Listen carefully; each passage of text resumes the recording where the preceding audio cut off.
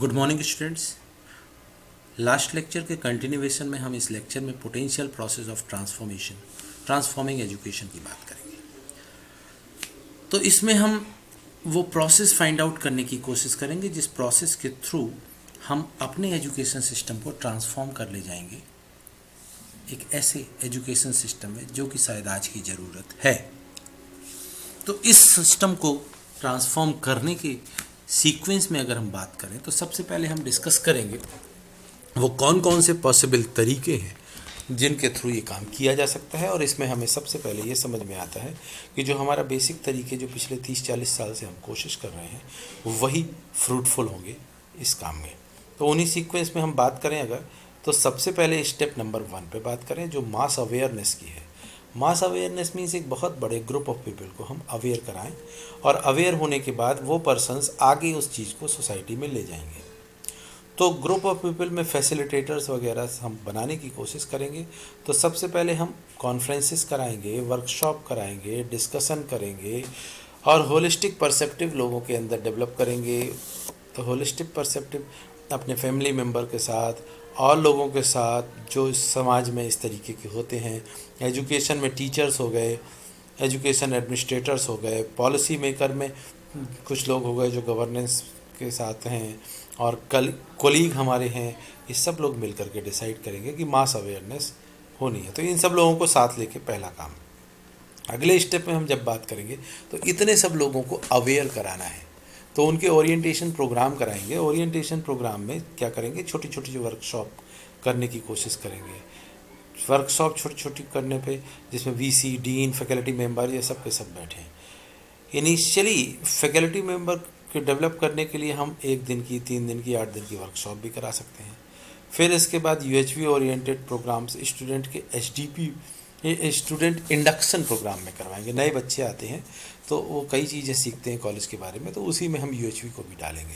साथ ही साथ छोटी छोटी वर्कशॉप कराएंगे फैकल्टीज़ के साथ, स्टाफ के साथ, और वीकली मीटिंग कराएंगे जिसमें वो सभी लोग हमारे साथ जुड़ेंगे जो स्टाफ के हैं, फैकल्टीज़ के हैं और स्पाउसेस हैं, स्टूडेंट्स में से भी हैं। तो वो सब के सब एफडीपी में हमारे फैसिलिटेटर्स की तरह डेवलप किए जा सकते हैं। उन लोगों को फाइंड आउट करने की कोशिश करेंगे।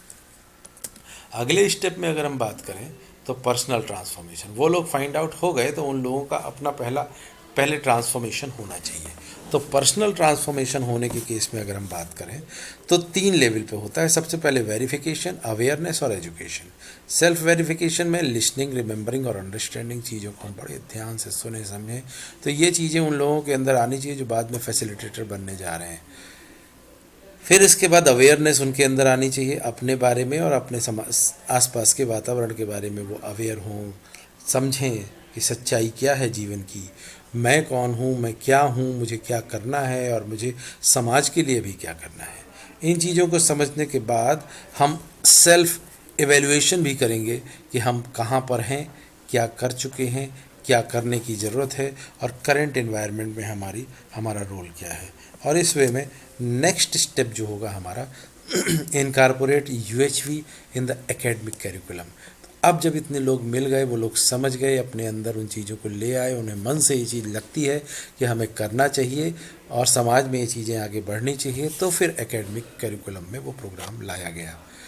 लाने के बाद उस प्रोग्राम को स्टेप बाय स्टेप डालने की कोशिश की गई। सबसे पहले फाउंडेशन कोर्स आपका करवाया गया, जैसे सेकेंड ईयर में करवाया गया था। और सेकेंड ईयर में कोर्स कराने के बाद वीकली मीटिंग फैकल्टी स्टूडेंट की होनी चाहिए और फिर मेंटरशिप स्टूडेंट की, फैकल्टी सीनियर्स स्टूडेंट्स की होनी चाहिए।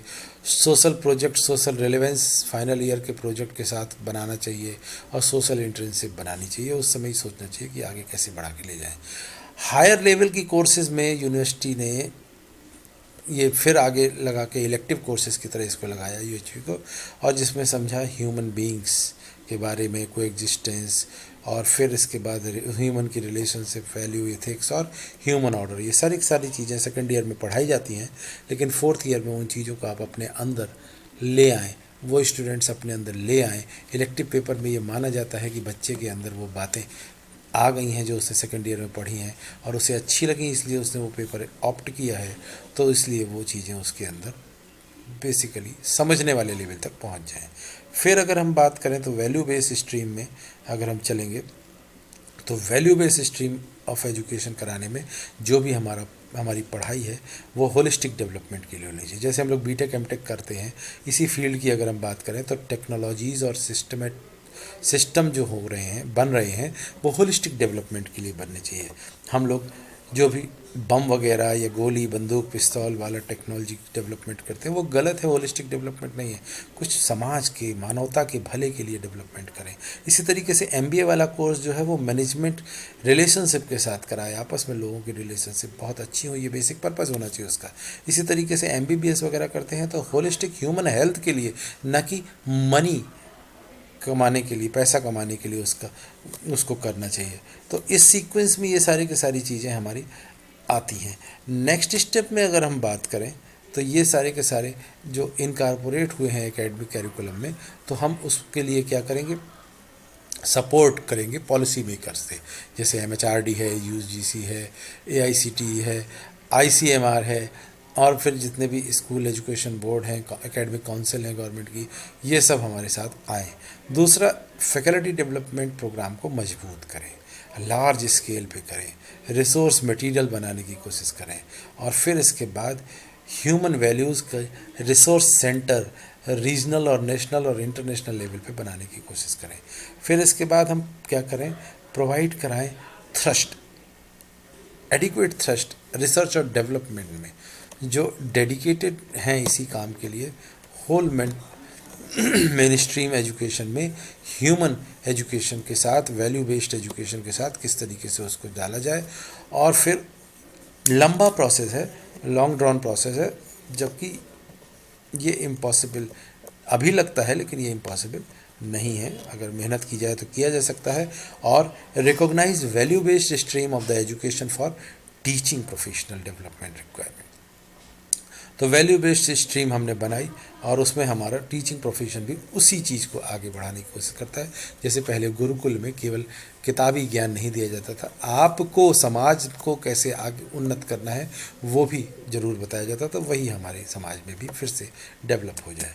और फिर इस चीज़ को अगर हम आगे सोचेंगे तो फिर नेक्स्ट है फाउंडेशन कोर्सेज करना, सिलेबस में लेके आना वो चीज़ें, उस सिलेबस सारे सब्जेक्ट का उसी तरीके से बनाना, फैकल्टी डेवलपमेंट प्रोग्राम फिर से करना पड़ेगा, और टीचिंग मटेरियल उस तरीके से बनाना होगा, टीचर्स मैनुअल बनाना होगा, लेक्चर प्लान होगा जिसमें 28 लेक्चर थ्योरी के और 14 प्रैक्टिकल के बनाने होंगे, टेक्स्ट बुक वैसी बनानी होंगी, प्रेजेंटेशन पीपीटीज बनाएंगे, वीडियोस 28 लेक्चर की बनेंगी, वेबसाइट्स वगैरह पे वो सारी की सारी चीज़ें डलाएंगी, और एग्जामिनेशन और एवेल्यूएशन होगा, और higher level courses faculties development के लिए होंगे। तो इस तरीके से वो चीज़ें जब हमने समझ ली होलिस्टिक डेवलपमेंट की, तो उसी चीज़ को 4 ईयर के बीटेक के कोर्स में सिलेबस में उसी तरीके से डालें, जिससे बच्चा केवल पैसा कमाने के बारे में न सोच करके होलिस्टिक डेवलपमेंट के बारे में भी सोच पैदा कर सके।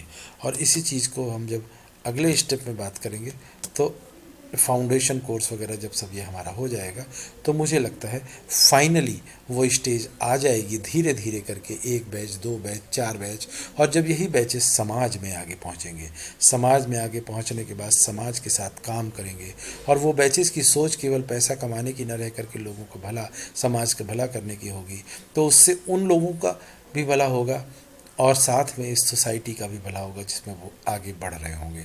तो इस चीज़ के डेवलपमेंट को करने के बाद धीरे धीरे सोसाइटी में चेंज आना शुरू होगा, और फिर चेंज आने के बाद हम उस स्टेज पे पहुंचेंगे जहां एक्चुअल सेंस में हमारी सोसाइटी को होना चाहिए, जो हमारी ड्रीम सोसाइटी होती है।